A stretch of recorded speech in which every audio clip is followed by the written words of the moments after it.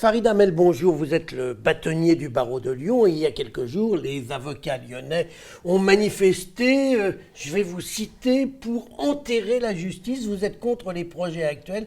Vous n'en faites pas un peu trop quand vous dites qu'on enterre la justice? On n'enterre pas la justice, on enterre une certaine façon de juger.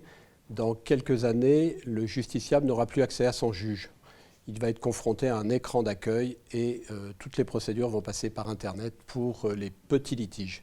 Ce qui fait que la proximité avec son juge, cet élément de régulateur social va disparaître. C'est quand même une simplification dans le fonctionnement. Pourquoi vous seriez le seul métier à rester en dehors des nouvelles technologies? Vous êtes des affreux conservateurs, finalement. Alors, pas du tout. On a transformé le débat puisque le gouvernement a d'excellents communicants. Nous ne sommes pas du tout opposés à la numérisation et à l'informatisation. Bien au contraire, la profession d'avocat est informatisée depuis plus de 30 ans. On a créé un réseau national d'information, de circulation d'informations numériques avec les tribunaux. Ça fonctionne parfaitement, mais on se préoccupe de la situation des justiciables qui n'ont pas accès au numérique. Et cela représente 30% de la population. Donc vous pensez aujourd'hui que cette évolution va gêner les justiciables. Mais ça fait longtemps, dès qu'il y a une réforme, je me souviens, j'ai toujours entendu les avocats dire « Ah, c'est épouvantable, les justiciables ne vont pas pouvoir ». Finalement, ça marche pas mal. La justice, avec ses hauts, ses bas, ses problèmes, fonctionne à peu près correctement dans notre pays. Et les avocats peuvent continuer à défendre tout le monde. Ce n'est pas tout à fait exact. Vous défendez pas tout le monde? On défend tout le monde, mais beaucoup de personnes ne viennent plus dans les tribunaux. On a créé, et on va inaugurer au mois de juin, et vous serez invités, les bus du droit, pour être à côté des Restos du Cœur, pour reprendre contact avec une population qui a complètement décroché et qui ne va même plus au tribunal. Farid Hamel, le gouvernement a confirmé qu'il n'y aurait pas de disparition de tribunaux en France, dans la nouvelle carte judiciaire. Là, vous êtes plutôt satisfait? On n'était pas préoccupé, notamment à Lyon. Nous avons manifesté alors qu'il n'y a pas de disparition de tribunaux. C'est un problème, je le répète, qui concerne les justiciables. Ce n'est pas une revendication corporatiste. Et là, je vous en apporte un élément supplémentaire. Vous avez les magistrats qui manifestent à nos côtés, et notamment l'USM, qui est un syndicat modéré, particulièrement modéré, qui n'a jamais manifesté depuis plus de 30 ans, qui s'inquiète de cette nouvelle organisation juridictionnelle. Farid Hamel, autre sujet d'actualité, alors là on est en plein dedans, la loi Collomb qui vient d'être adoptée en première lecture par l'Assemblée nationale.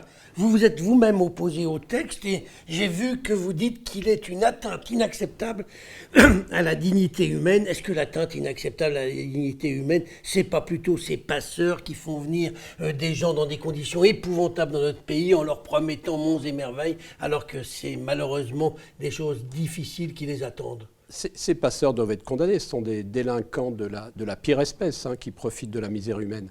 Mais les atteintes, je ne suis pas le seul à les dénoncer. Vous avez M. Toubon, qui est le défenseur des droits, qui a également dénoncé les différentes portées de cette loi qui, contrairement à ce qu'on croit, porte atteinte aux principes concernant les réfugiés.